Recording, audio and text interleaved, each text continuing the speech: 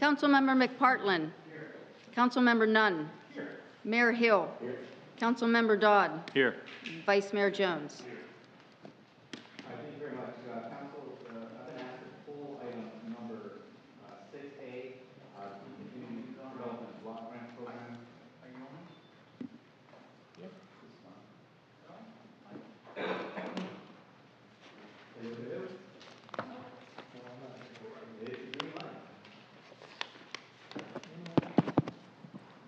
Test 1, 2.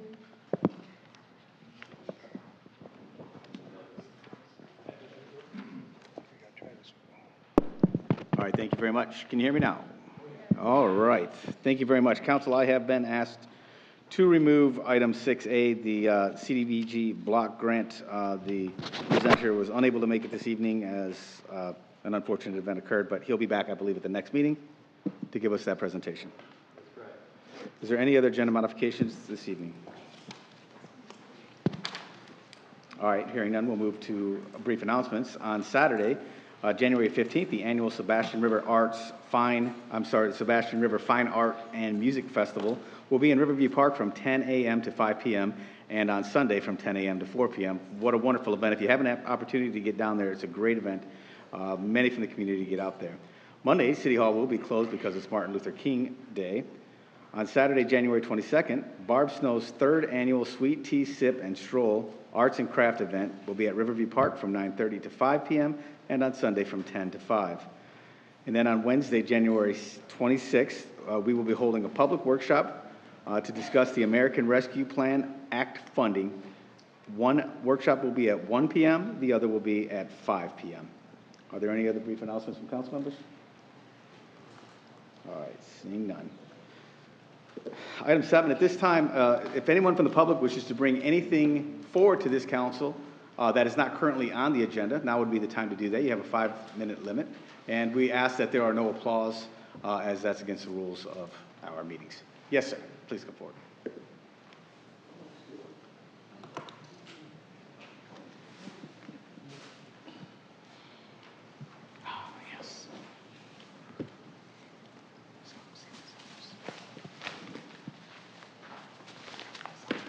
Hi, my name is Barry Shapiro, and this is Karen.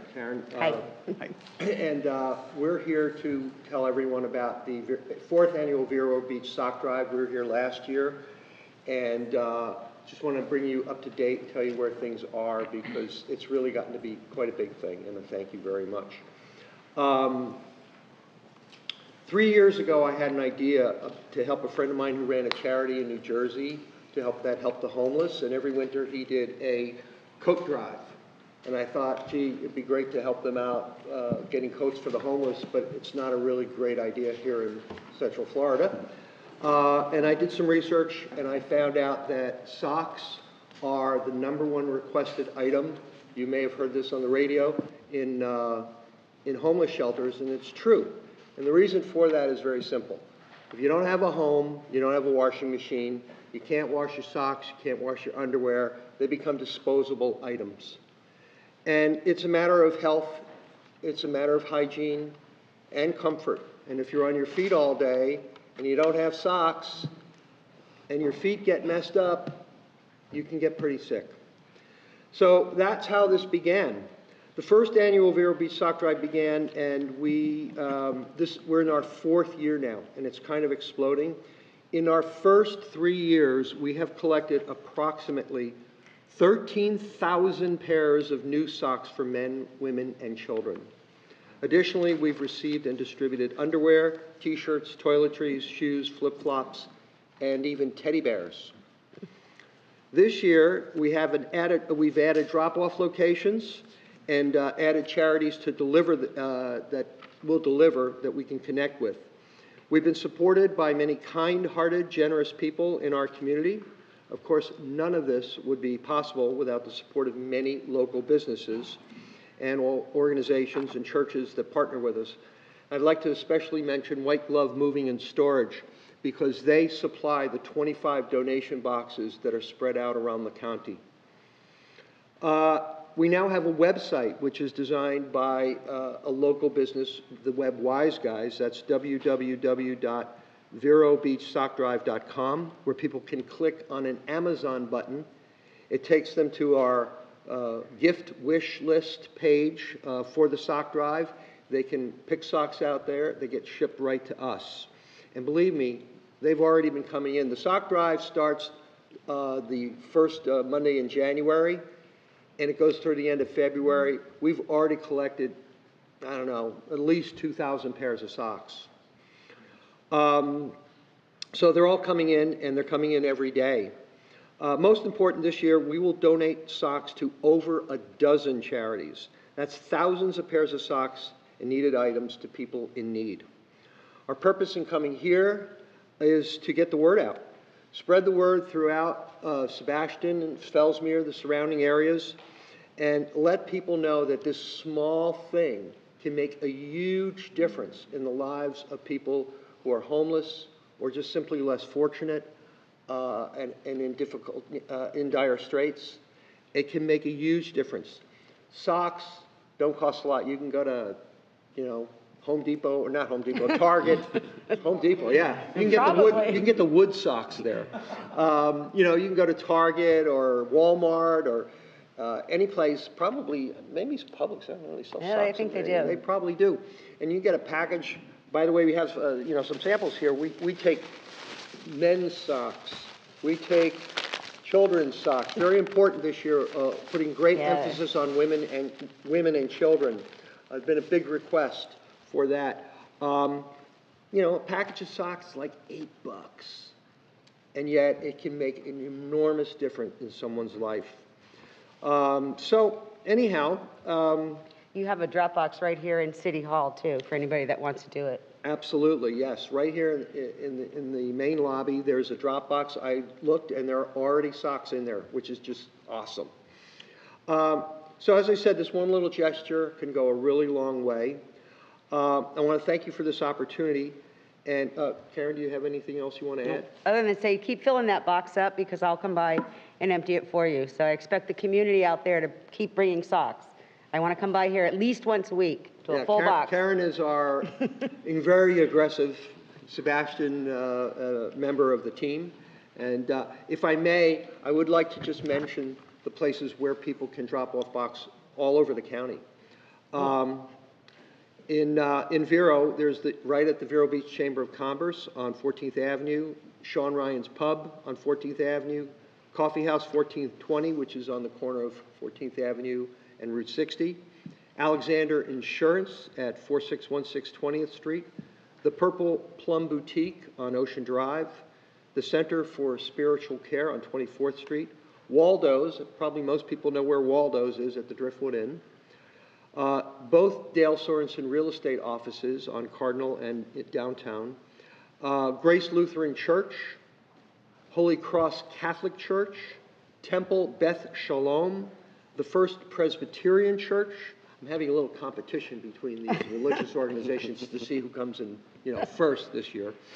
Mr. Smoke's Boutique on 20th Place, Botanica on 12th Court, the Green Marlin Restaurant on US 1, Sunshine Travel RV Resort, 9455 108th Avenue. They always come through. The Suncoast School on 43rd Avenue. Right here in Sebastian at Pac Mart, which is over on US 1 at the Publix Shopping Center. The Indian River County Administration offices as of yesterday. By the River, which is on Ganja Way, right up Roseland. The Hen House, which is on US 1 here in Sebastian, and of course right here at the City Hall. And just some of the charities that you may have heard of that we work with are The Source, the Hope for Family Center, the Samaritan Center, the Gifford Youth Achievement Center, Vietnam Veterans of Indian River County, Camp Haven, United Against Poverty, Our Father's Soup Kitchen, Livingston Philanthropies, New York City Relief for the Homeless, and we have a women's shelter that we don't give out their name or their information, but they're right here in Sebastian. So again, these make a huge difference. I really appreciate the opportunity to allow me to come here, allow us to come here and talk about this and get the word out as much as possible. If you have any questions. Nope. I don't have any questions. I just appreciate what you guys are doing. It's awesome. I'm Thanks. glad to see you guys are growing so rapidly, and then keep emptying those boxes. Yeah, our goal is 10,000 pairs of socks to distribute, and we're going to make it. Great. Thank Thank you. you very much. Thank Appreciate you. it. Appreciate it. Anyone else in the public wish to speak? Yes, sir.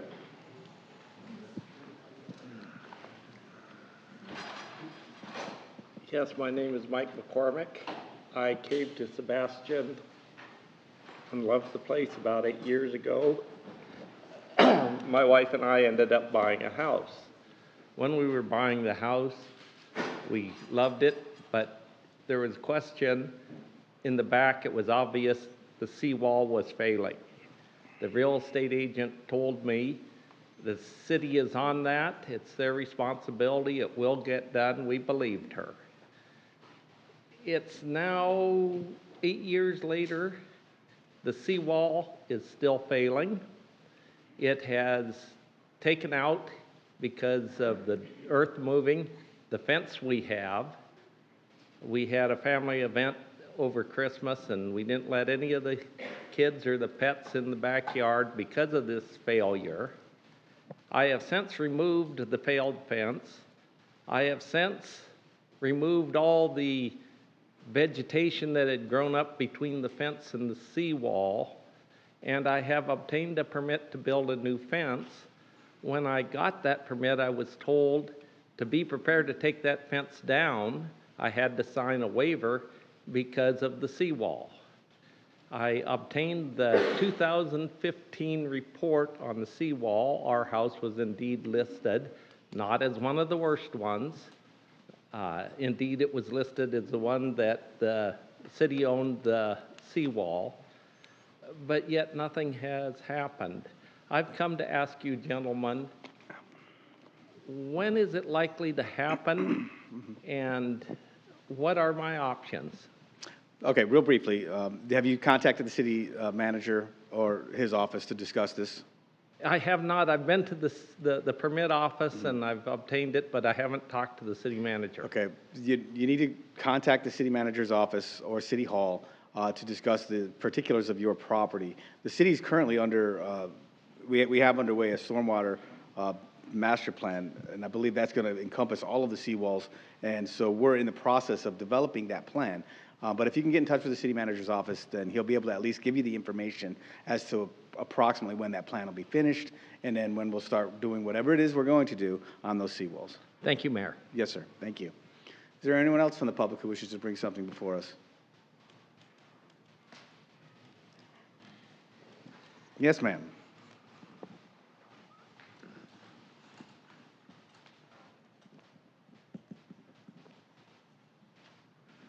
Hi, Andrea Ring.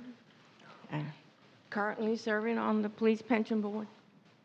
About his seawall, we've been paying extra taxes for years called to the city of Sebastian. It's not in the part that is for the verbatim, but we pay, and it's supposed to go to our stormwater system. And it's an extra tax on everybody's property. My feeling, what has happened to that tax? Because we've let everything go. We've let the storm water system go on my street. You haven't done anything on my street, even though you promised me when the road got repaired, I was going to have my stormwater system fixed. Nothing's happened. City manager knows about it. City manager lied to you all when he said it was going to be fixed. And here we sit. I told you then it was not going to get done, and it didn't. You know very well that making a personal tax is not acceptable. So please continue. City manager is not a personal attack. I am attacking the position, not the person. Thank you. Anyone else wish to bring something forward? All right, seeing none. Anyone on Zoom? Is there anyone on Zoom? No. Thank you very much. Thank you. All right, thank you all very much. Council, that leads us to item 8, the consent agenda. Is there anyone who would like to pull any items on the consent agenda this evening? I like to pull item H. Item H? All right, Council, what's your pleasure on the Mr. remaining? Mayor, I move approval of items 8A through G, I, J. Second. Motion and a second, roll call, please. Councilmember Nunn. Yes. Mayor Hill. Yes. Councilmember Dodd. Vice Mayor Jones. Yes. Councilmember McPartlin. Yes. All right, thank you, Councilmember Dodd. Item H. Okay, I didn't pull this because I have any real issue with the item, but I've had a couple of communications this week about how come we're paying $60,000 for a Ford Explorer, and I kind of want to make sure I address that. This is a police interceptor. It's a hybrid, which is, I believe, the first time that a police interceptor hybrid's been purchased, for sure in Indian River County. I'm not sure how far around this that has been done. But if you look at the packet, which most people don't look at the detail packet or see it, there's $22,000 plus worth of enhancements made to that vehicle to turn it into a police interceptor. Those are all the things that are required to make it work for a police officer who's on patrol. So we're not really paying $60,000 for a Ford Explorer. We're paying, $38,000 for a Ford Explorer and then $22,000 to turn it into a police interceptor. So That's correct. I just want to kind of answer some of the questions I've had on that. And I would like to move approval of item H. Second. Roll call, please. Mayor Oh, wait, Hill. I'm sorry. Does anyone from the public wish to speak on item H, the purchase of a Ford Explorer or as a police interceptor? All right, seeing none, roll call. Mayor Hill. Yes. Councilmember Dodd. Yes. Vice Mayor Jones. Yes. Councilmember McPartlin. Yes. Councilmember Nunn. Yes. All right, thank you very much. Item 9, are there any committee reports this evening? Hearing none, there are no public hearings. Unfinished business, item 11A, engineer review of Crabby Bill structure at Fisherman's Landing. Mr. Carlin. Yeah, Mayor and members of council, back in November, you asked me to do another evaluation and bring some next steps to the city council regarding Fisherman's Landing out at the, off Indian River Drive. And fortunately, we had just hired a new city engineer, and that was her first task, was to go out there and take a look at it. And so Ms. Miller did. And if you noted in the report that you were provided, she noted some of the same issues that the original engineer had noted. And one of the things that she discussed with me was actually doing some forensic studies to see what the ability is to just restore the building or what the next steps are. Just looking at the visual, we don't know that that's going to give us a complete picture to give you a good enough information. We did finally get a proposal from JMT to do the forensic study along with an air quality study, and it's a not to exceed $20,000. But Ms. Miller's here to answer any specific questions you might have about her report. But I think staff is recommending to council that we go and do a forensic study and look at, see how the building's put together and some of the things we can't see because of the walls and the ceiling, and give a detailed analysis of the structure of the building and the integrity.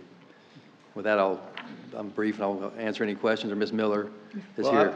Mr. Nunn brought up at the last meeting, I think, the discussion that we had on this to have that exact forensic study done. I did, and if I could. Go ahead. So I'm happy to see that we're ordering a forensic study. The only question I would ask is JMT used to working with 100-year-old buildings and understanding the structures of those buildings?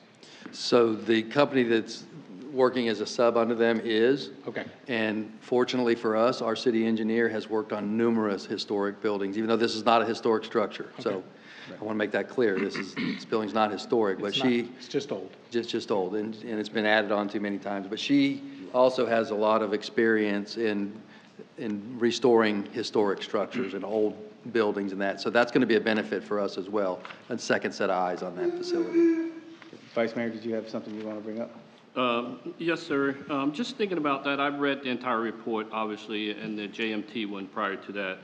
And for myself, I'm all for protecting our local businesses and preserving the history of Sebastian.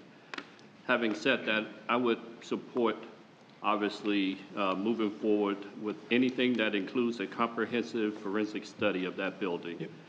That's my position, including the air quality. Having said that, I have a question maybe to you, Mr. Carlisle or Ms. Miller, on page 125 of our backup. Now, I know we had spoke before about 51% of the building or whatever, but there's a statement in here on page 125.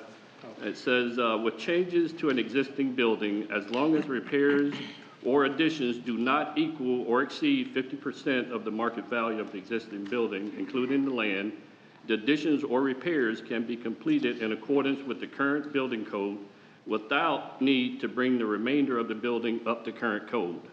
So can we explain to the public what that really means?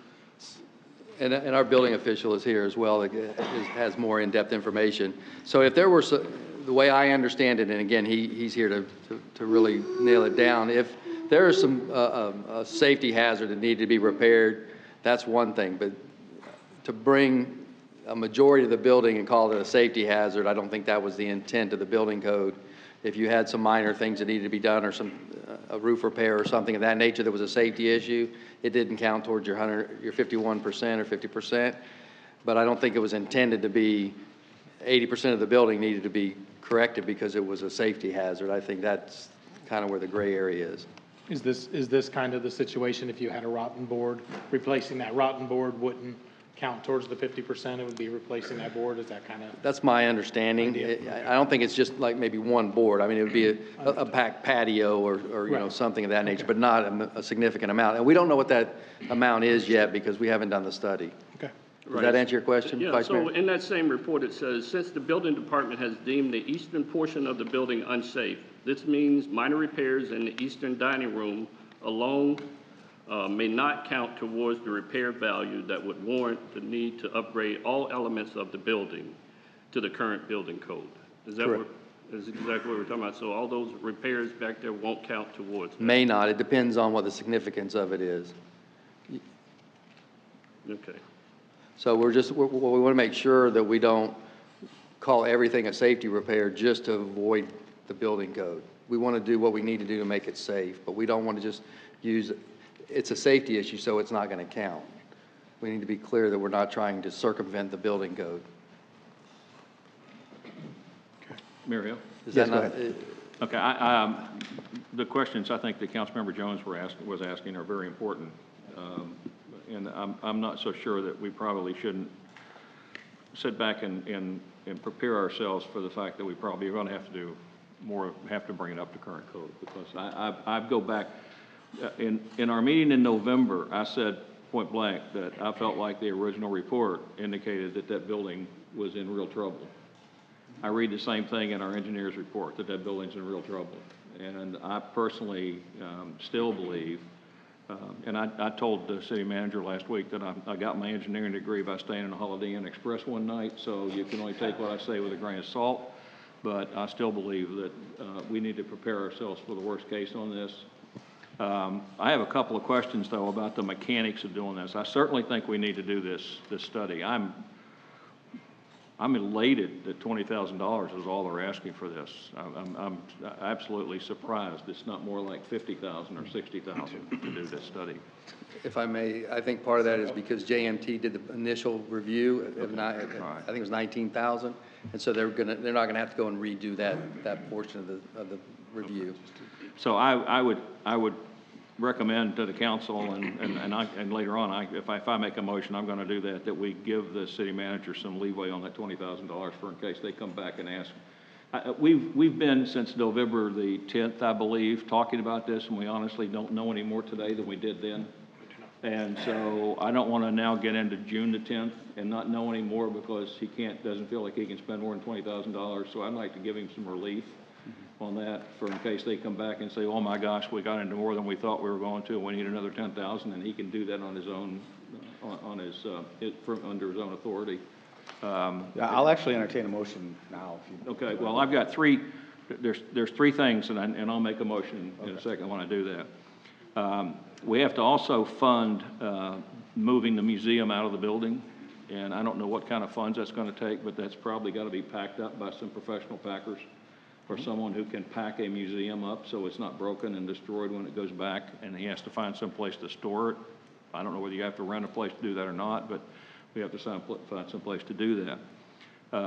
Secondly, or third, I guess, on my line is that and I'll ask the engineer to question on this, is that they're saying that they can do this, they believe, within 10 business days.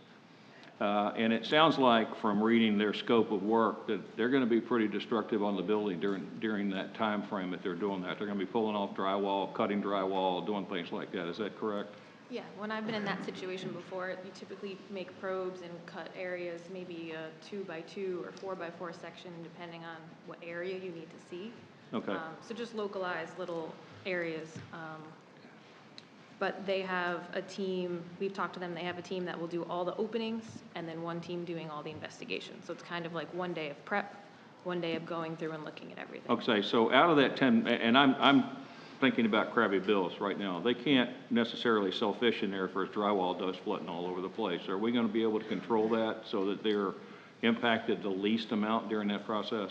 So when we spoke to JMT about that, I recommended that we get a probe plan where they tell us what areas they're going to be opening up so we know and we can coordinate with them, because we want to know what's getting opened up, since in their agreement they are not repairing those areas. So we would need to know so that we can repair it before anyone goes back in there. All right.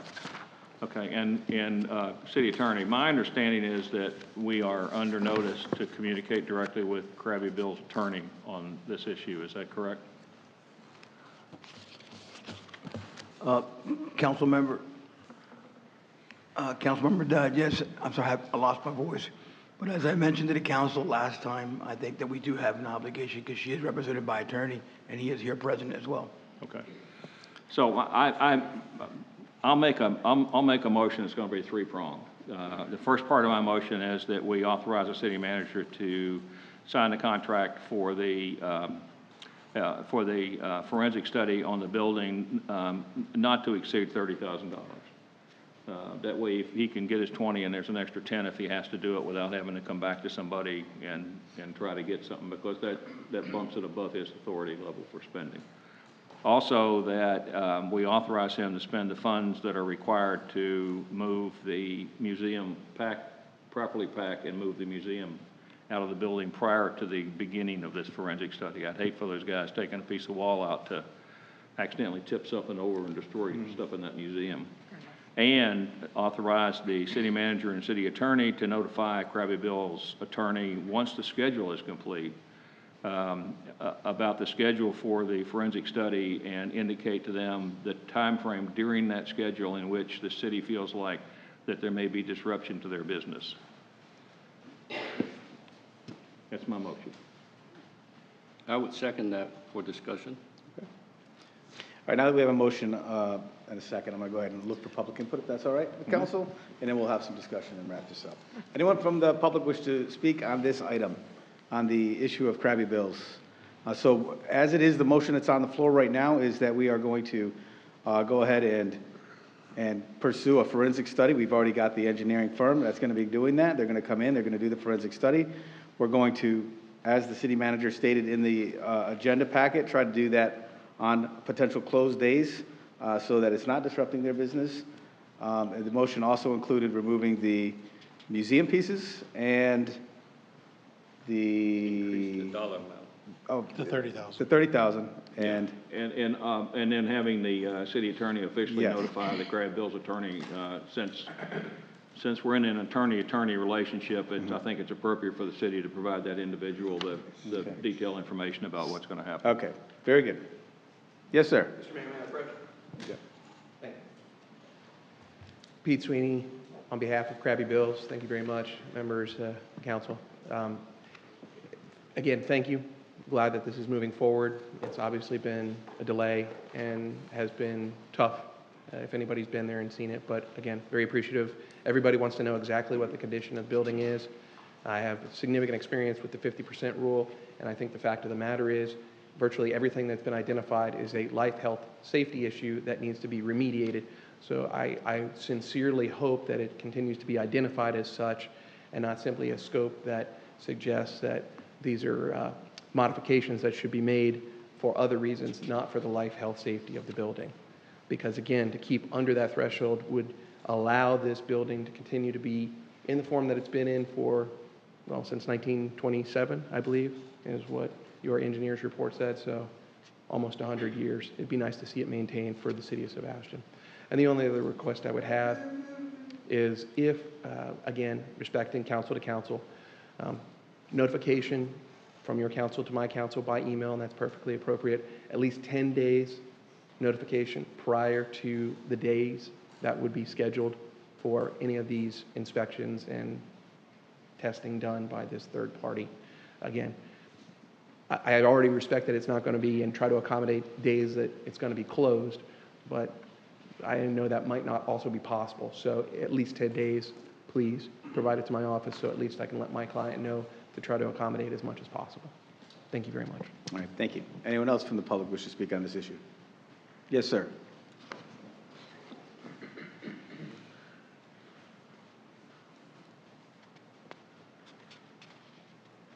Troublemaker, yeah. Frank Nolan. Bill used to come into McDonald's and he would talk about his family, his love for his family and for his business. And no disrespect, I know you have to do all these studies and everything, but just remember Valentine's Day to, well, normally it's Easter, but last year it seemed to be July. All those restaurants on the river were packed. And, you know, I hate to see people lose income because once they lose income, this city cannot afford to have any more people struggling. And if you think I'm being over dramatic, come to my world. It's open 24/7. All right, thank you. All right, thank you. I think everyone up here would agree with you on that. Anyone else from the public wish to speak on this issue? All right, hearing none. Anyone from Zoom? There's no one with their hand raised. All right, thank you very much. Council, discussion on this issue? Well, all of my issues were already covered, so I was concerned mostly about whether or not that business was going to be interrupted and whether or not we can do the study in between so the business would not be interrupted as well. Number two, that we move forward as soon as possible so that this thing can get resolved one way or the other. Right.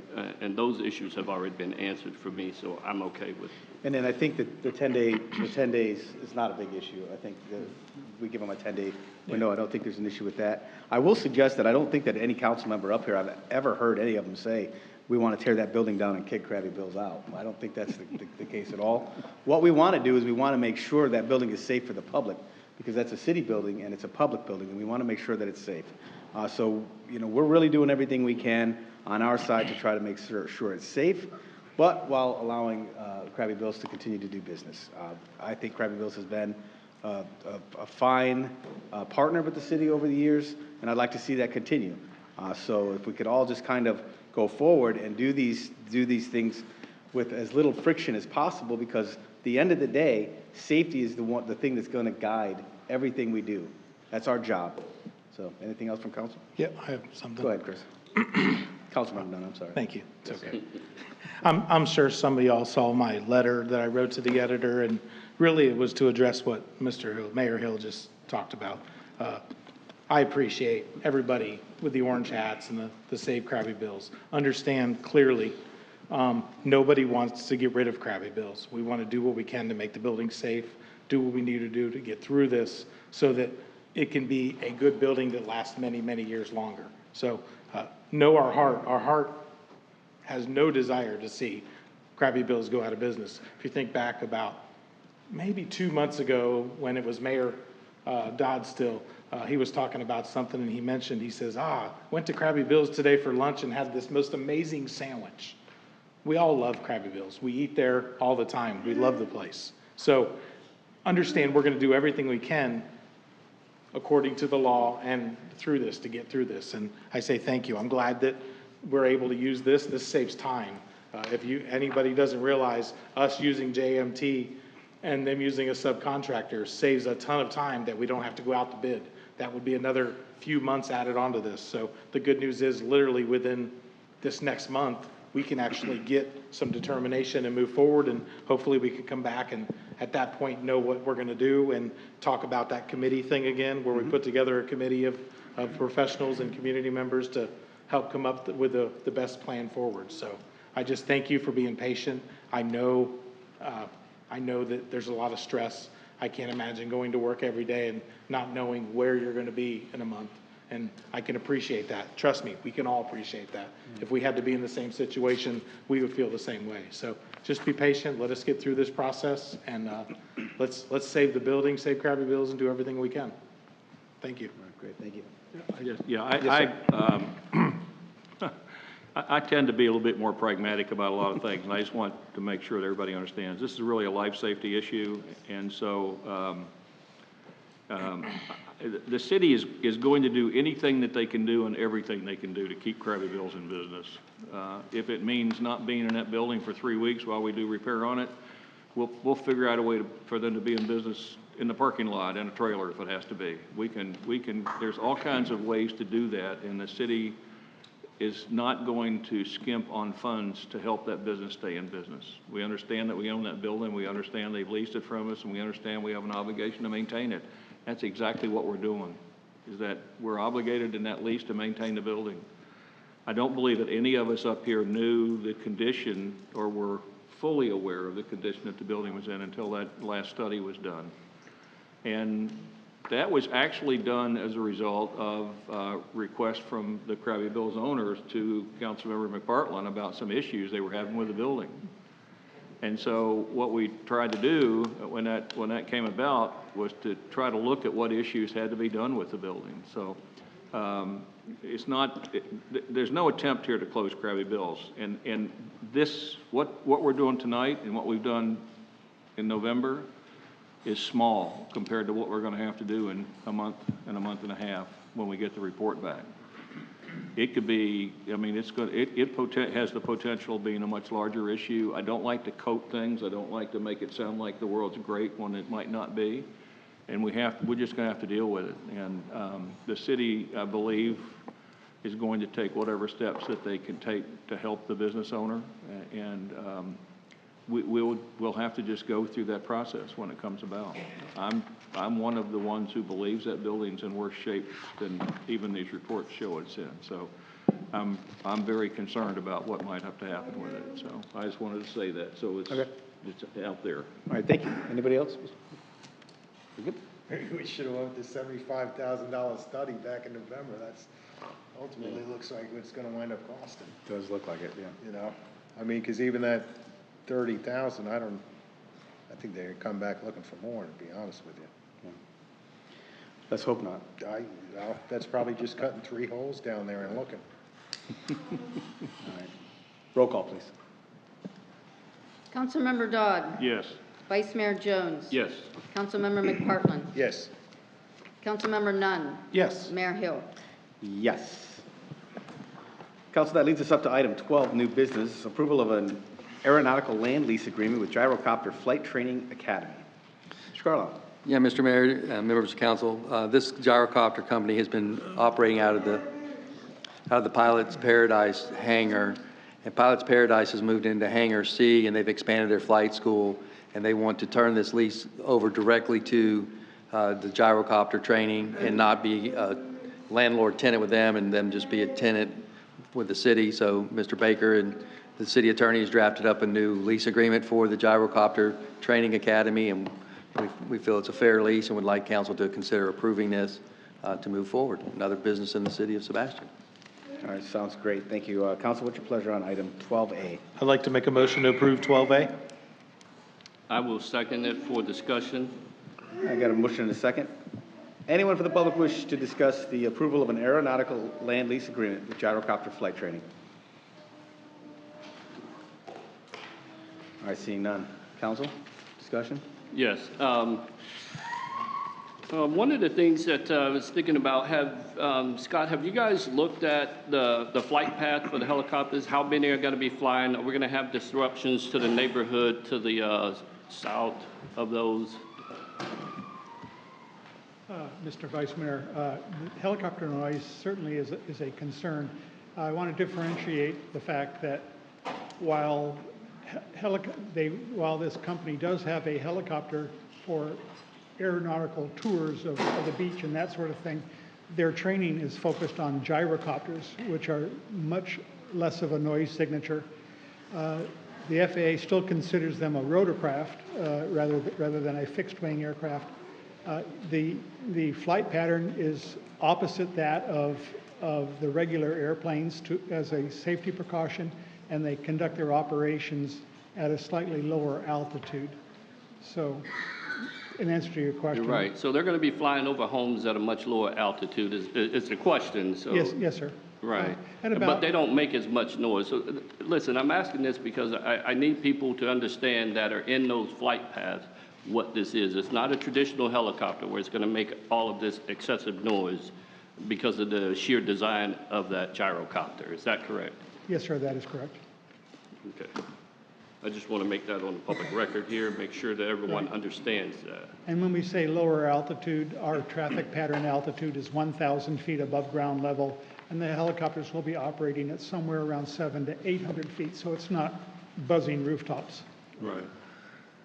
Right, and helicopters are already allowed to legally come in and land and take off and Yes. go about their business. And this is an air traffic.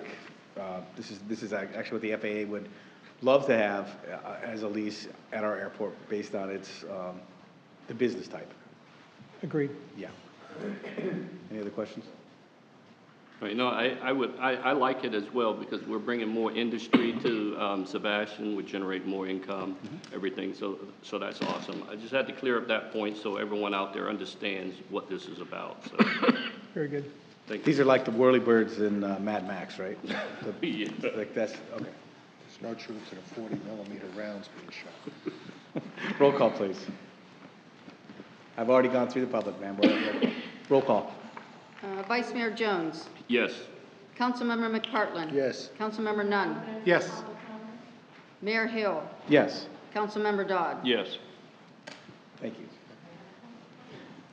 Mr. Anand, do you have anything this evening? No, All right, thank you, Mr. Carlisle. And I hope your voice gets better, sir. A couple things, Mayor. Florida Power and Light, we had a pre-construction meeting with them this week. They're going to start the undergrounding in Barber around Claremont Street, January 17th. We don't have their exact work schedule yet, but they're going to be supplying that to the city engineer. But it's it's part of their storm secure to get power back on quicker, and it's at no cost to the city. So there'll be some inconvenience, but I think in the end it's going to be a great thing. Sure. The railroad Brightline is going to start testing next week. They're going to be running the Brightline train down the existing track. We don't know for how long, but we'll put the information on our website so people can see it. But they're going to be around 60 miles an hour when they come through, not 100.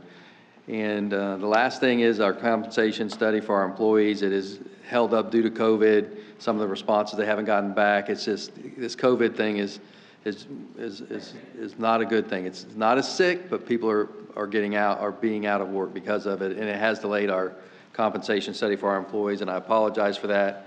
I know that our HR director has been on them to tell them to do whatever they got to do to get it done because it's important for us to be able to provide, some information to our employees and to you and to the citizens as well. Okay, great. That's all I have. All right, thank you very much. Appreciate that. Anything from the clerk's office this evening? Nothing tonight, thank you, sir. All right, thank you. Councilmember Dodd. Yeah, Mr. Carlisle, what's the status on the sanitary septic to sewer conversion? He promises me he's going to have the final draft to me by Friday. Okay, all right. I know he's a busy guy, but. Well, I hate to use COVID, but everybody is affected by this, and it's unfortunate, but these are the times we're living in, and I don't want to use that as a crutch. It's actual facts, but Lisa Frazier had a conversation with him. I told her to reach out to him Monday. He promised us a draft to review on Friday. Okay.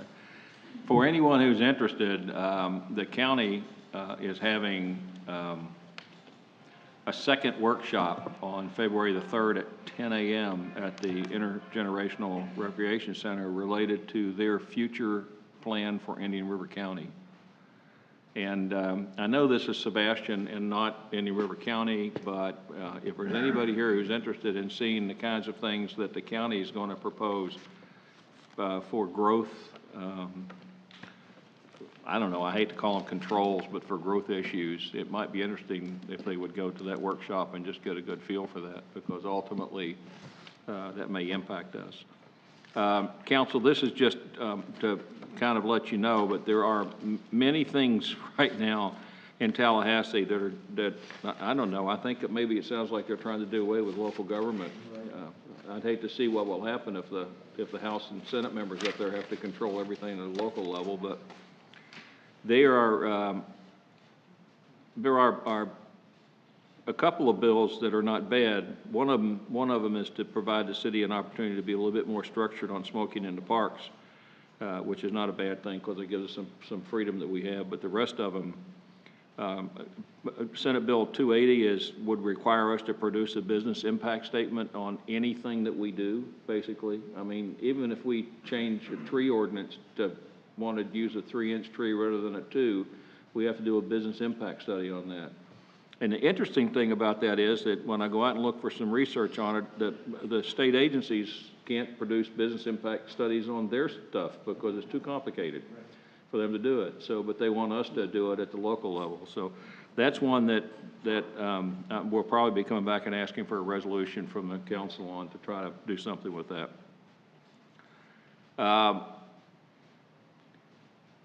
The county elected officials filing a full financial disclosure is coming up, but if they're going to start going after county officials to do the same financial disclosure that the governor does, they'll probably be after us to do that too next, which is, I'm not sure there's anything for that, but, and then the vacation rental stuff is coming up again, and it's a little bit looser than it was before, so there are several things up there that are coming up that are going to impact us pretty bad. So I'll be bringing some stuff back.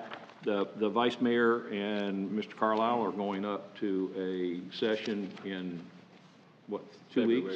Yeah, 7th, 8th, and 9th. Yeah, 7th, 8th, and 9th in February. So between now and then, we might, I'll work with Patricia Christensen on doing some stuff and see if we can't go. I was going to go on to that February thing, but my daughter has announced she's getting married, and I have to go to the wedding, I guess. I can't get out of it, you know? And I want to go to the wedding. So. Yeah, it seems like this time of year, just before the session goes in, everyone's handing in these proposed bills, and they're insane. You know, and that's why the League of Cities is so important, I think, because the League of Cities is what fights for the rights of individual municipalities to be able to sort of mold their ordinances on the communities, because every community is different, not only in Univers County, but the state of Florida. And so a blanket does not work. And so that's why I think that the League of Cities is so very important, and those who are fighting for us at the League of Cities, because, you know, they realize that the individuals who are in that city should make the rules for that city to a point. Right. So. And that's why it's important that we do the resolutions, because we send Right. a copy of the resolutions to the League of Cities, and then when their lobbyists go in and sit down with a legislator or a senator and talk about a bill, they can come out and say, well, here's 175 resolutions from different cities in the state that are saying the same thing, and that lends. I heard Peter O'Brien in a meeting the other day talk about from the county perspective of the county's government organization statewide, that they like to talk about how many voters they represent. So when they do something, they want to say, well, you know, we represent 200,000 voters. Right. We represent 300,000 voters. Well, right now in Sebastian City represents 32,000 voters roughly. So although we have to get them all to the polls to vote, but we do represent that many. So it would be a good thing to do that. But that's all I've got. Thank you. All right, thank you so much. And I have nothing further this evening. Vice Mayor Jones.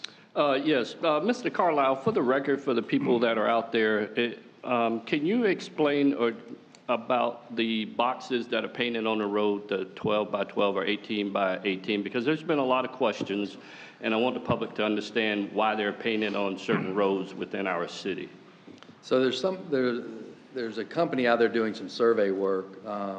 Not exactly sure because it's not they don't check in with us, but it appears there's some survey work being done on analyzing vacant lots and doing some other drone type survey work, and that's all we really know. We don't really know who it is, but that's kind of what it appears is going on. Yeah, that's my information, that there's a company out of Vero that's commissioned this drone outfit to do drone surveys of vacant lots within Sebastian. And I think they've chosen so many, I think around 62 or something like that, that they're doing drone survey on within the city. Because I remember the first time I saw it, I was like, what is this?